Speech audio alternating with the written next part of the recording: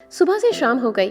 आंगन में कपड़े सूखते हुए किसी को परवाह ही नहीं कि सूखे कपड़े निकालकर मशीन से आंगन में डाल आए।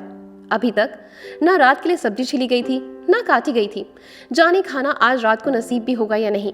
नीलम जी तंज कसते हुए क्रोध भरे स्वर से अपनी बहू विधि को बोली जा रही थी, जो थोड़ी देर पहले अपनी सहेली सीमा के साथ ऑफिस से आकर रसोई में चाय बनाने में व्यस्त थी। मुश्किल से 10 मिनट हुए होंगे चाय पीते हुए, और नीलम जी के उल्हाना भरे स्वर विधि के कानों में लगातार प्रहार कर रहे थे। विधि की चुप्पी देखते हुए बार बार रीमा उसे सवालिया नजरों से देख रही थी। गुस्सा विधि को भी बहुत आ रहा था, पर वो किसी के सामने तमाशा नहीं बनाना चाह रही थी। विधि एक प्राइवेट कंपनी में कार्यरत थी। उसके पति सुधाकर स्कूल में कार्यरत थे। वो अपने ससुराल में पति, सास, ससुर और एक ननद के साथ रहती थी, जिसकी अभी 2 महीने बाद डिलीवरी होने वाली थी। शादी को अभी साल भर ही हुआ था। शादी में जब ससुराल वाले देखने आए थे तो तब विधि ने 2 टूक कह दिया था कि उसने बहुत मेहनत से जॉब पाई है, बिना मजबूरी के किसी हाल में वो नहीं छोड़ेगी। तभी तो सभी ने हामी भरी थी। विधि अपनी बातों में पक्की थी। ऑफिस जाने से पहले नाश्ता बनाकर सास, ससुर, ननद और पति सबको खिलाकर जाती, खुद के लिए पैक कर लेती और एक गिलास दूध पीकर निकल जाती। नीलम जी का अपनी बेटी रुचि के प्रति मधुर व्यवहार देकर विधि को थोड़ी तकलीफ होती। उसके जी में आता था वो सासू माँ से बोले, माँ जैसे अब दीदी को जिद करके दूध और मेवे देती हैं, कभी मुझे भी दे दिया करिए, अच्छा लगेगा। पर नीलम जी सिर्फ बेटी के लिए हमेशा तत्पर रहती। कई बार तो सुबह जल्दी उठकर काम निपटाने के चक्कर में दूध ठंडा होने के लिए रखकर विधि जूते मोजे पहनती और भूलवश बिना खाए पिए ही निकल जाती। उस दिन भी ऐसा हुआ। विधि ऑफिस के बाद घर आ रही थी तो रीमा ने कहा, मेरी बस आने में देर है विधि, तुम्हारा घर तो पास है, क्या 1 कप चाय पिलाओगी? विधि ने तुरंत हाँ कह दी।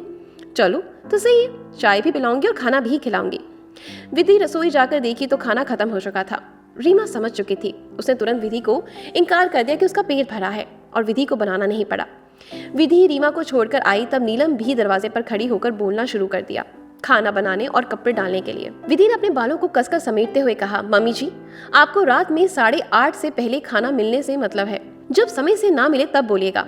और कपड़े तो मैं सुबह धोकर ही गई थी, माना मीटिंग की वजह से आज थोड़ा जल्दी में थी। आप और दीदी भी तार पर डाल सकते थे, किसी के सामने इतना तमाशा बनाने की क्या जरूरत थी। यही बात आप प्यार से भी बोलेंगे तो मुझे काम करने में ज्यादा अच्छा लगेगा।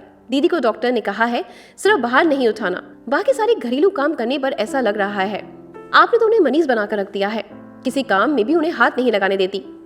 नीलम जी मनी मन बुदबुदा रही थी। कम दिन की आई लड़की कितनी सटीक बात बोल रही है। पड़ोस वाले भी तो यही बोलते हैं।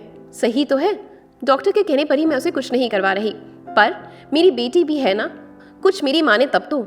विधि पर तो गुस्साने का असर होता है, रुचि पर तो चिल्लाकर थक जाओ तो भी असर नहीं होता।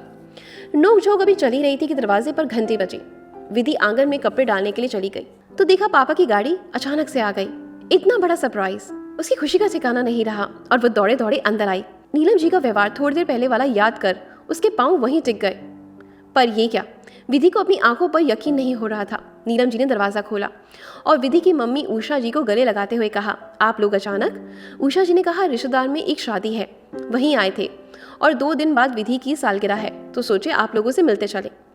बैग से उपहार, फल, मिठाई और मेवे निकालकर उषा जी ने नीलम जी के हाथों में रख दिया और विधि को देखकर मम्मी पापा ने गले लगाकर उसका माथा चूम लिया। नीलम जी ने अपनी बेटी रुचि से कहा, बेटा खाने का कुछ इंतजाम करो, मैं भी आकर हाथ बटाती हूँ। विधि तुम मम्मी पापा से बातें करो बेटा। नीलम जी की बातें विधि के गले से नहीं उतर रही थी। उसके अंदर का डर उसे चैन से बैठने नहीं दे रहा था। जैसे ही नीलम जी रसोई में गई, विधि ने नीलम जी से आगे हाथ जोड़ते हुए कहा, मम्मी प्लीज मेरे मम्मी पापा के सामने मेरी कोई शिकायत मत रखिएगा, वे परेशान हो जाएंगे और उन्हें परेशान देखकर मुझसे अच्छा नहीं लगता। नीलम जी ने शांति भाव से कहा, मुझे तुम्हारी पुरानी बात आज भी याद है जो तुमने इस घर में रहने से पहले कहा था। हम आपस में भले ही लड़े झगड़े या बहस करें, पर घर वालों के अलावा किसी मेहमान या फिर परिवारजन को नहीं पता चलना चाहिए कि हम एक मत नहीं है। बेशक जाने के बाद हम फिर से एक दूसरे के नाराज हो जाएं, पर दूसरे को पता नहीं चलना चाहिए। मेरा गुस्सा तुमसे है, तुम्हारे घर वालों से नहीं। आज तुम बैठो, खाना हम दोनों माँ बेटी मिलकर बनाएंगे। थोड़ी देर पहले हुई नोकझोंक को विधि ने दिल से माफ कर दिया और भीतर से वह ये सोचकर गदगद हो रही थी कि उसके मम्मी पापा उससे और उसके ससुराल के व्यवहार से खुश होकर जा रहे हैं। बस इतनी सी ये कहानी है। ऐसी इंटरेस्टिंग कहानी सुनने के लिए मुझे ज़रूर मेरे चैनल को सब्सक्राइब करें। और हाँ, इतना कहना चाहूँगी कि आप अगर सास हैं तो ज़रूर सोचें कि कभी आप भी बेटी थी और आप भी बहू बनकर किसी घर में आई थी, तो जैसा कर्म करेंगे वैसा फल भोगेंगे, भूलिएगा मत। धन्यवाद।